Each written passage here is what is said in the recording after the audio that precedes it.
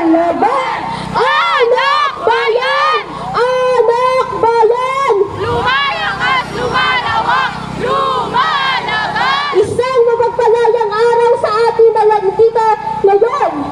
Isang mainit na pagbati at taos kamaong pagpupugay sa ating mga pinaka-minamahal at pinaka-matsatsagang magsasaka mula sa Timog Katagalugan na naglakbay mula pa sa kanilang rehiyon papunta dito sa kalunsuran para ipatitambol ang kanilang mga panawagan at ipag-alam ang kanilang kalagayan sa buong bansa. Ngayong araw na to, isinasalubong ng buong komunidad ng UP ang kanilang pagdating at nakikisa kami sa kanilang panawagan.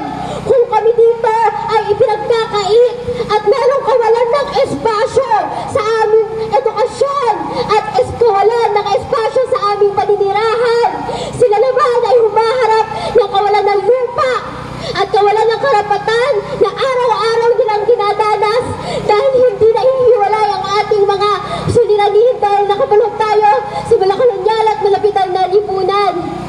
Sila ang pangunahing puwersa at ang pinaka-esensyal na aspeto sa ating ekonomiya at lipunan.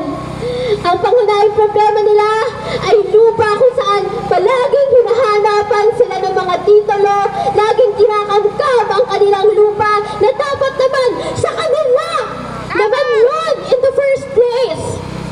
Ang sabi ng isang magsasaka mula sa lupang Rapos na ang titulo ng lupa ng magsasaka ay nakaukit na sa balad nila.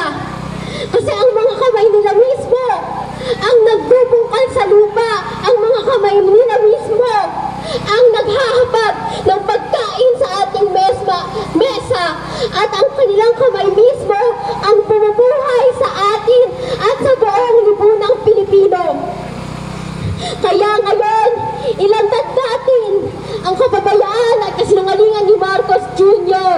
at ang kanyang sala sa ating mga magsasaka na hindi niya sinasadya niya ipabansot at hindi pinapaunlad ang ating agrikultura.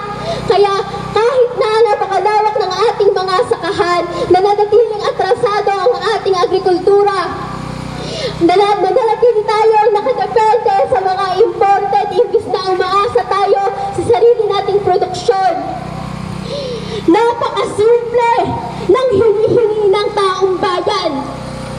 Pagkain sa mesa, edukasyon, kalusugan, karapatan sa paninirahan. Napakasimple lang po mga kasama. Pero ano ang tugon ng Estado? Ang tugon nila ay kaliwat kanang panghaharas.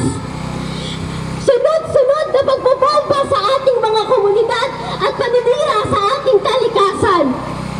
Kaya hindi nakakataka na sa araw na to, puno ng galit ang mga nandito ngayon. Kaya hindi rin nakakataka na sa panahon na wala na tayong ibang mapakapitan, ang esensyal at nakikitaan natin ng importansya ang armadong pakikibaka sa pagsusulong ng ating mga batayang demokratikong karapatan mula sa mga karaniwang estudyante hanggang sa pinakamalawak na hanay ng magsasaka.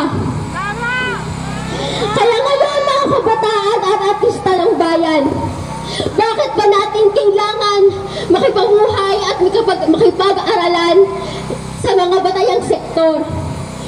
Dapat naman sa unang-una pa lang ang ating mga talento, husay at dangal na natututunan muna natin dito ay dapat ipinaglilingkod at inaalay natin sa bayan at ipinagsaservisyo sa bayan. Walang ibang lugar ang kabataang estudyante at artista ng bayan kundi sa pakikibaka